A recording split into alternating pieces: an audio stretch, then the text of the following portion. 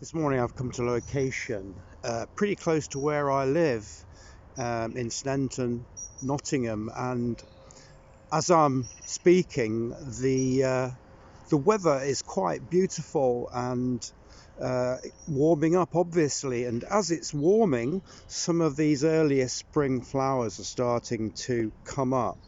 And here the ground is pretty bare, but it's an excellent time for identifying the most abundant species that are growing here.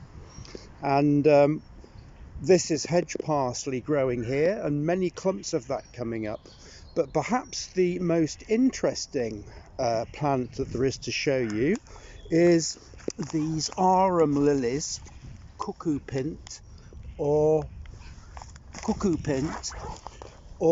Arum Maculatum, and about 1 in 20 of these plants has dark black spots on the leaves, and if you turn the leaves over sometimes you get a compression underneath the leaf.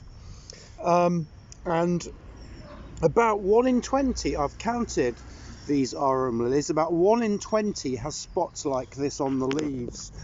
This one here, also arum, doesn't seem to have any spots on the leaves at all.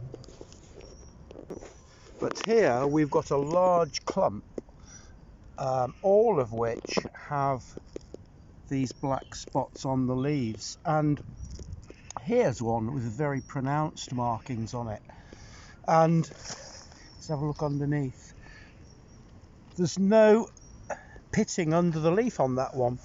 So actually, back in the 1900s, early in the last century, these arums were divided into two subspecies: the ones that had spots on the leaves and ones that didn't.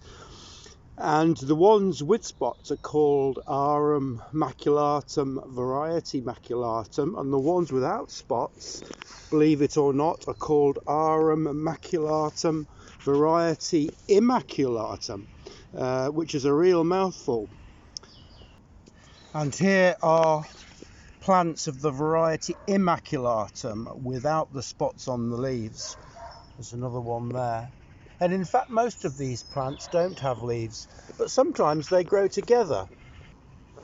Here we've got 3 clumps with the black spots on the leaves. Here, and there's one there too. But growing next to them are plants that have no spots on the leaves. So there's obviously some kind of genetic difference. I suspect that the ones with the spots on the leaves always develop the spots.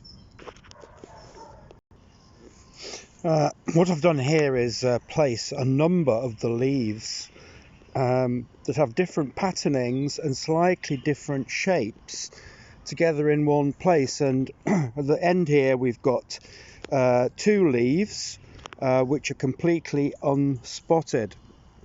And it seems to me that the plants with the spotted leaves have maybe slightly more arrow-shaped, narrow leaves and smaller lobes at the end.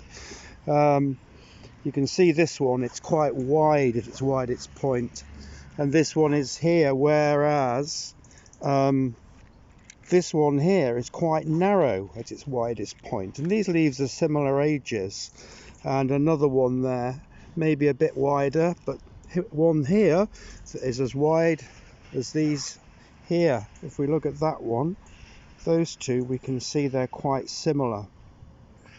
So what is the reasoning for these spots? Obviously the plants with spots have something different about them, and the possibility of a fungal infection has been discussed with these plants. I don't think these plants have a fungal infection, though if you look at some of them underneath, the spots and the pits do go down to form a spot underneath the leaf as well.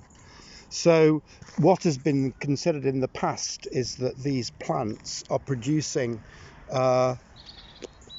chemicals called anthocyanins, and the spots on the leaves helps these plants with their transpiration. And just to finish off, we can see the examples of a colony here, plants with spotted leaves and plants without. Lots of them coming up now. And I think about 1 in 20 plants has spotted leaves. But where they do have the spots, you have a few plants together, which may be either forms of the same plant that have spread a little bit, or seedlings which have bred true to produce the black spots.